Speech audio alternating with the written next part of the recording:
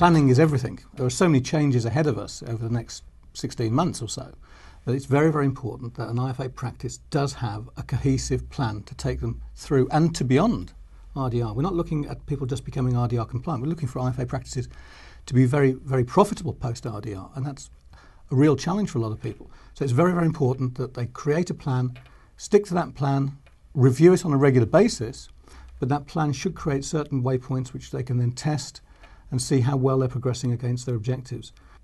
Number 2 is client service proposition. I honestly believe this is the key fundamental to getting any practice right. A lot of people are very concerned about how the clients will view fees, for example, in a post-RDR world. The great thing about having a client service proposition completely laid out is that you can rely on that, the clients can rely on it, the clients know exactly what we're doing on their behalf. And all the work has shown in the past that what clients value isn't the report and the recommendation, it's the ongoing service and the ongoing maintenance that we carry out on their behalf. And that's the one thing that the client service proposition will do. It'll clearly define, probably for the first time in many cases, what it is actually that an IFA practice is actually going to do for them. The next one is clients. It is very, very important that we really understand the sort of clients that we're actually wanting to go forward with as a practice. Most IFAs today have acquired clients from a number of sources for a number of reasons over the years. Once we've nailed the client service proposition, we can then test that proposition against a benchmark that we can establish for those clients. That benchmark can then be tested against the database of clients that we actually hold. And it's very important to remember that when we're looking at the viability or the validity of a client, it isn't just on the commission that they've earned us in the past. And I think that's where a lot of people have made mistakes recently, is they value the client purely by the income that they have generated.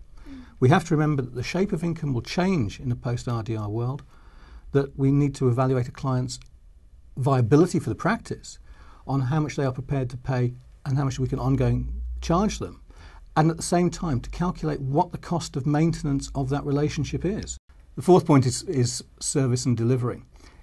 We need to ensure that we can deliver the client service proposition at the most cost-effective manner, in the most effective way possible for the client, for the business, and for the individuals concerned. We need to look at the way that we staff the office. We need to look at whether we outsource. We can also look at how the staff interact with clients. The great thing is, in practices that have made the change, more and more staff involvement has actually meant that the client actually feels closer to the practice, and therefore the practice relationship is far stronger than it would have been when it was just purely with an advisor. I think it's very important when running any business to look at how we exit the business. And I think while we're taking the opportunity to make the changes inside our business, the one thing that we do need to do is to address how we intend to exit the business.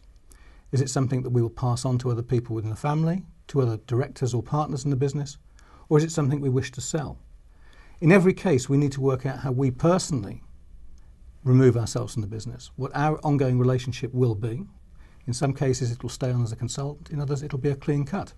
But it's very, very important in any business to work out how we can sell that business. And that needs to be a conscious decision, and that needs to be factored into the plans that we create on day one.